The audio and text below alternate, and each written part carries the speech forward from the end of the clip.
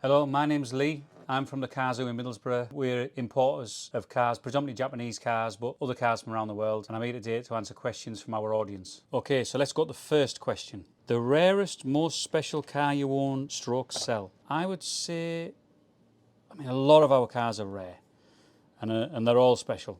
But I would say, if I could pick one quickly off the top of my head, I would say the Renault 5 Turbo that we have. It's a 1980s. It's only done 6,000 miles. I don't think you'll find one with that mileage. And strangely enough, it's here, so I can actually show you that car. That car is here.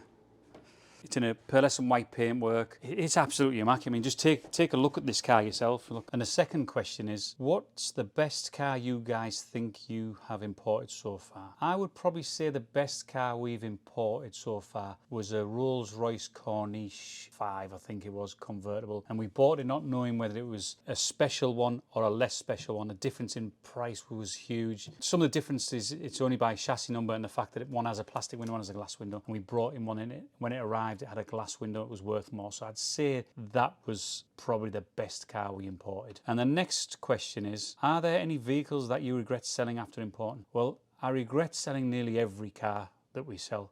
But obviously, we're not just collectors, we have to do this as a business. So, all of them. But if I was to pick one that I regret selling, I'm going to pick two for you actually. One of them is a red Pajero Evolution, because they're going up in money. And even when we were selling the car, we were telling people, this car before long is going to be a 30 grand car or a 40 grand car. And I know one day that car will be a £100,000 car, but we sold the car around about £30,000 and it's already a £50,000 car now. And the other car was a Honda NSX and we sold that car very low mileage. We sold that car for around about £30,000. Same again, them cars are £50,000. And we're not many years on. You can probably count on one hand how many years passed since then. So the next question is, what vehicles in your collection have appreciated the most in recent years? Let me break that down. I'll break it down to something we haven't got in stock, that we've had in stock. And I would say it's probably what most people expect with anyone who does Japanese cars. The Nissan Skyline is the one that's appreciated the most. And they just keep doubling in price as we go on. I would say cars in stock that appreciated the most is probably the Mazda AZ1. Those cars, like you say, less than 6 years ago, you could buy one for 6 or 7 grand. And now you're always looking over 15 grand. But for a decent example, you're looking at 20 and 25 grand. And the more that the American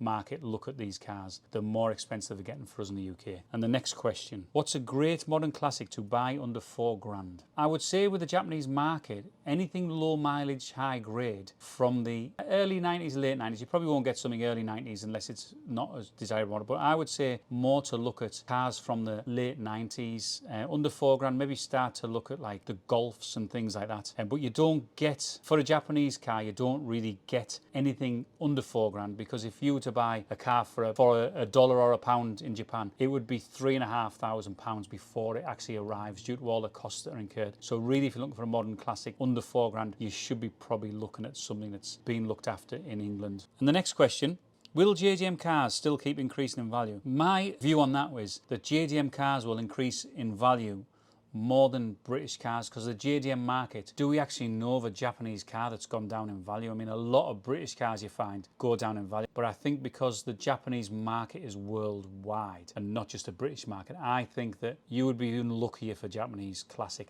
went down in value. I think if you invest in something Japanese, something in good condition, it is an investment for life. The next question, favourite place to import cars from? My favourite place to import cars from is Japan, mainly because they provide you a lot of information. They're trustworthy people. If you have the right people doing the right things for you, it's enjoyable, so it makes it the favourite place. And that's all the questions for today. Thank you very much for watching. Any other questions you have about any other cars, go onto our website, onto our social medias, find something, fire away, ask the questions. I'll do my very best to answer anything I can.